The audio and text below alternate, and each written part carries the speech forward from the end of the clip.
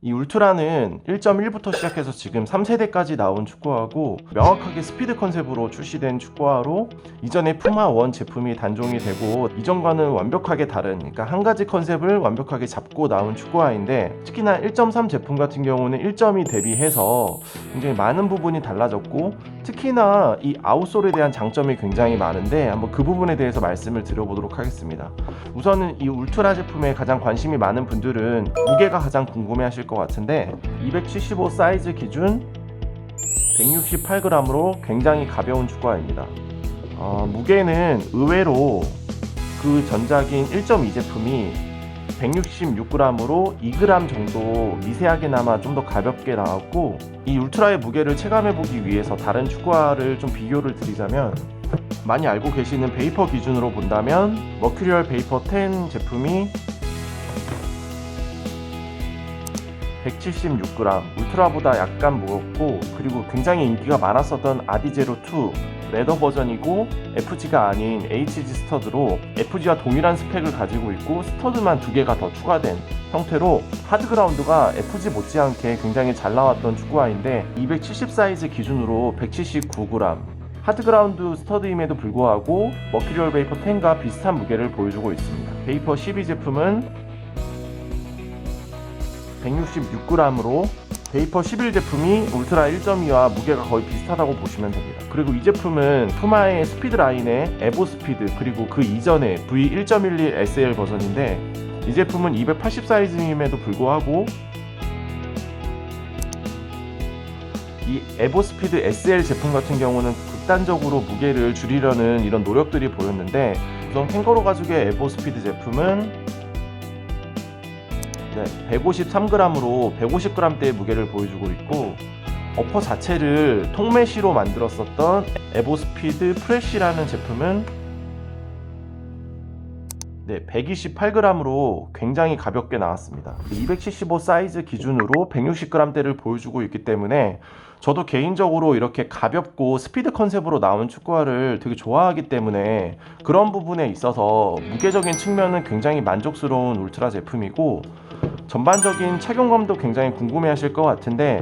두 제품을 신어보면 착화감은 거의 비슷한데, 우선은 1.2 제품을 보면 어퍼의 그립 컨트롤이 아래 부분으로만 코팅이 되어 있고, 사실 어퍼 자체가 굉장히 마찰력이 있는 까끌한 소재로 되어 있기 때문에 그립 컨트롤이 적게 들어갔어도 뭐 그렇게 신경 쓰이는 부분까지는 아니고, 이렇게 형태를 보시면 눌렀을 때 질긴 느낌이 느껴지는, 그래서 부드럽지는 않지만 이렇게 형상을 잘 유지하고 있는 어퍼의 특징이 있고, 만져만 보면 부드러움과는 거리가 있기 때문에 편하지 않을 것 같은데, 막상 신어보면 발도 굉장히 편한 축구화입니다. 다소 단점을 꼽자면, 이렇게 발목 부분의 니트가 약간 높은 편이어서 신었을 경우에 이 부분이 약간의 이질감이 느껴지는 느낌, 그러니까 그게 나쁜 느낌이 아니라 신었을 때 이 발목이 좀 높다라는 느낌이 드는 착화감에 약간 아쉬운 부분이 있고, 이렇게 발목 부분이든 뭐 앞코 부분이든 전반적으로 1.2 대비해서 날렵하게 디자인된 축구화이고, 흔하게 표현하는 되게 고무장갑 같은 그런 느낌이 있는 되게 탄력이 좋은 그런 어퍼라고 보시면 되고,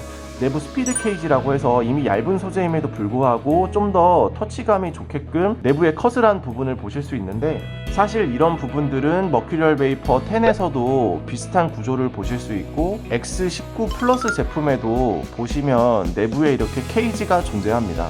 분명히 내부에 이 소재를 커팅하면서 무게를 절감할 수 있는 부분도 분명히 있겠지만, 무게가 203g으로 물론 가벼운 축구하지만 이렇게 어퍼 자체에 이렇게 구멍이 보일 만큼 이런 커팅을 해 놓은 부분들이 무조건 무게 절감과 이어지는 부분은 아니고,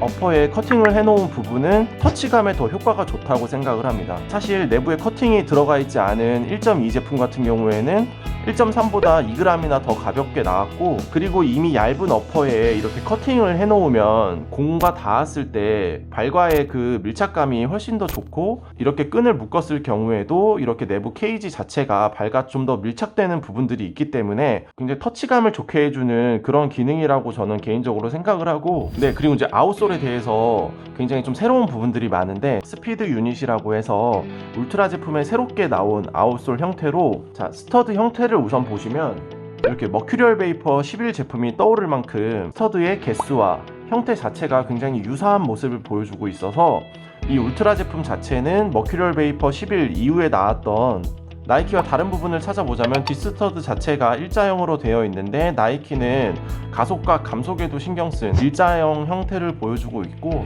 분리형 스터드로 나온 슈퍼플라이 7 제품의 이 아웃솔 자체를 보시면 강성도 굉장히 좋고 이렇게 굴곡이 보이시죠? 그래서 발 안쪽과 발바닥 전체적으로 해부학적인 요소를 가지고 있기 때문에 발에 정말 꼭 맞는 핏을 보여주고 있고, 울트라 제품 역시 중족부를 보시면 이렇게 사선 형태로 된